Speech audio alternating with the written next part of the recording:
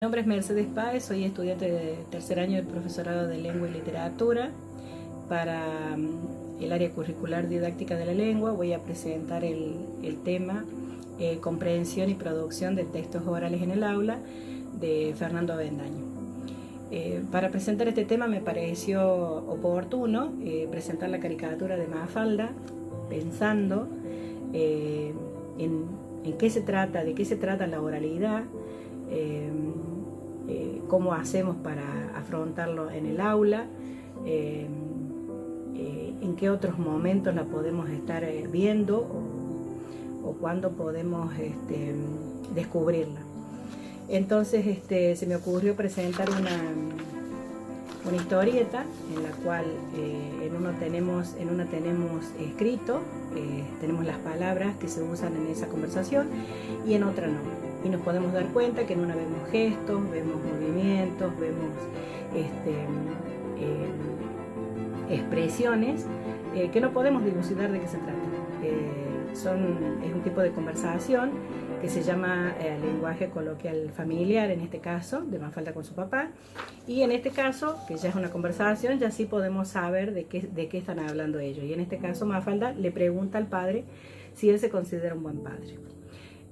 Para plantear el tema, yo pensaba afrontarlo con una conversación, pero debido a que no puedo hacerlo con otro compañero, me pareció oportuno hacerlo mediante una entrevista. La entrevista tiene que ver con qué me preguntaría yo, o qué me pregunté yo, y qué sería importante que mis compañeros supieran. Por ejemplo, primero, ¿qué es la oralidad?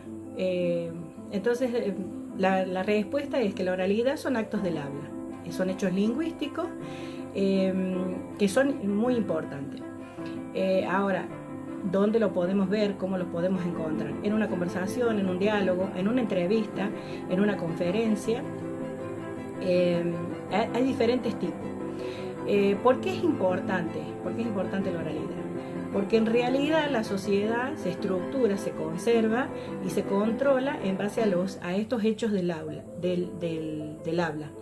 Entonces es necesario tenerla en cuenta y desarrollar una competencia oral en los estudiantes. Cosa que en la escuela no se ve. Antiguamente, en las escuelas tradicionales, lo que se enseñaba era escritura, lectura, escritura y cálculo.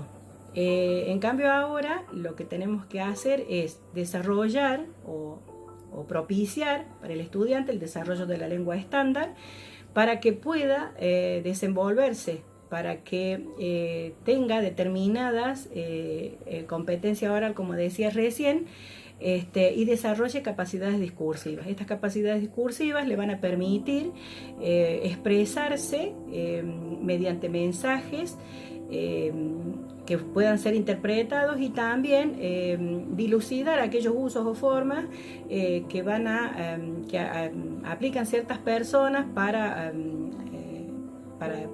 provocar hechos de discriminación o de manipulación.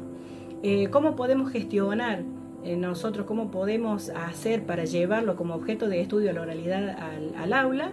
Es, por ejemplo, favoreciendo las conversaciones, favoreciendo el diálogo, permitiendo la exposición oral, pero el diálogo con guía del docente. El diálogo es aquel tipo de conversación, pero ya no tanto conversación, sino más bien formal, sobre un tema determinado.